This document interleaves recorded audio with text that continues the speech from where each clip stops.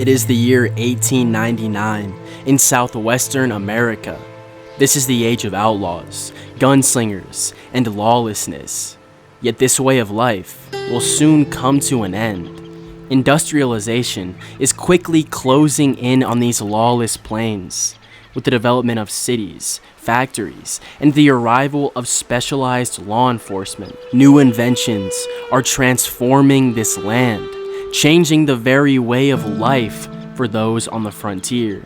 Trains and automobiles will soon allow the ability rapid travel between destinations, ensuring man has a near mastery over his environment. Yet for now, those on the frontier still reign free, clinging to their dying way of life, and their primary mode of transportation is the trusty steed that sits beneath their rear. This is a bond that has been forged through the trials of frontier living, and is a relationship where the rider and his horse are constantly reliant on each other's contributions to effectively traverse throughout the environment. The horse is at the core of many open world titles, allowing the player to move throughout the various landscapes magnitudes faster than would be possible by foot.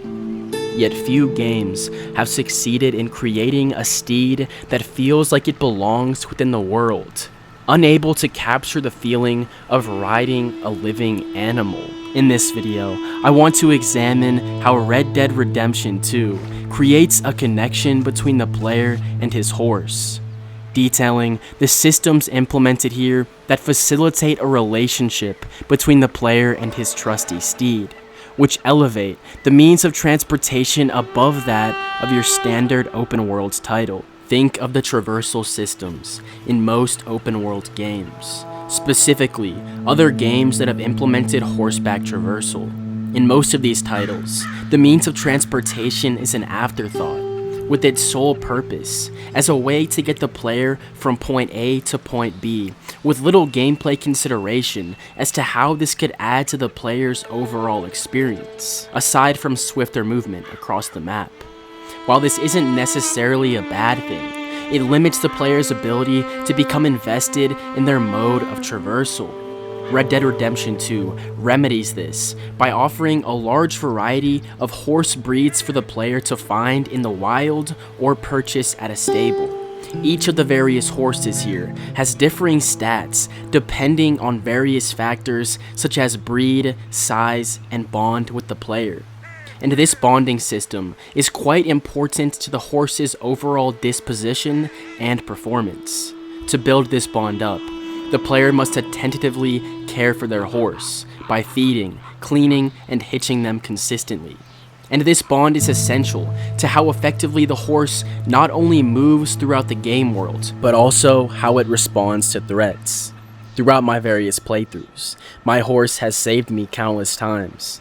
From staying calm in the face of a charging grizzly, to outrunning a pack of hungry wolves. These situations, in which my horse stared down death to keep me protected, fostered a connection between myself and my trusty steed. It is in these moments that Red Dead Redemption separates itself from other games, even those that also do a good job of creating this connection between the player and his horse. Take Ghost of Tsushima, for example. Both of these games have scripted cutscenes where the horse is killed. However, I felt more of a loss during my time with Red Dead Redemption 2, as throughout the game, I spent hours in the stables, customizing my horse with various saddlebags and stirrups, brushing and feeding it to maximize his performance, and staring down everything the game threw at us, from the fiercest of grizzlies to a group of bushwhacking O'Driscolls.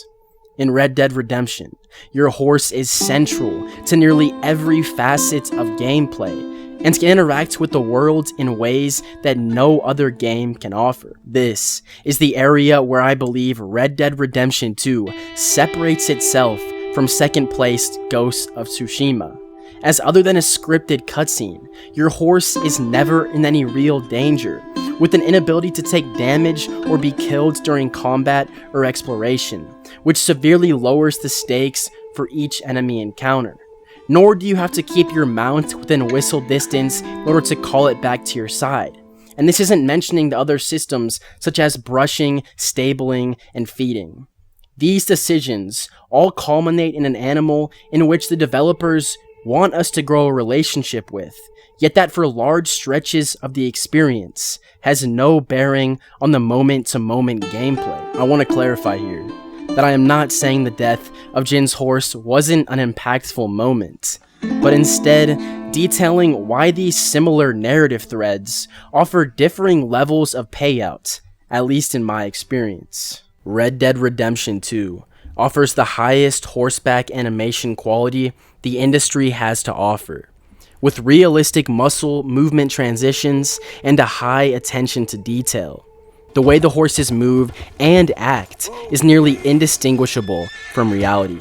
Horses here will naturally react to the world around them, the type of terrain they are traversing, and any obstacles that happen upon the player's path, such as trees, rocks, and fellow riders. The horses here offer far more functionality than is normally seen in the gaming industry, providing the player multiple different gaits, from walk and canter to trot and gallop, with smooth transitions between each range and a variety of speeds within each gait. The developers here had a primary focus to make the horses feel believable, like an animal following your commands instead of a vehicle, like is commonly seen in most other titles. To do this, the team studied real horses and found it necessary to implement a degree of lateral movement within the animation. This offers the player a greater ability to change movement speeds and direction, with smooth animations here for tight turning. There is no other game that simulates a horse's natural behavior or riding like Red Dead Redemption 2, and in my opinion, it's not even close. The horses in Red Dead Redemption feel real, and much of this has to do with the granularity of the options on display. From the most detailed looking animations in gaming, to the way your horse's testicles interact with the cold weather. The horse here is not just a horse or a tool of transportation. Arthur Morgan's steed truly is his companion. Yeah, you're alright, girl. And the player is rewarded for treating it as such. Arthur has a connection with his horse, and the game does an excellent job of demonstrating this through story and gameplay, ensuring that this is understood by the player. The mechanics offered here do an excellent job of establishing the horse as its own character and rewarding the player for interacting with it, which furthers the player's drive to work with the numerous gameplay systems that are on offer. The developers, through forcing the player to take care of their steed and level up their bond with it, created one of Red Dead Redemption 2's most rewarding mechanics.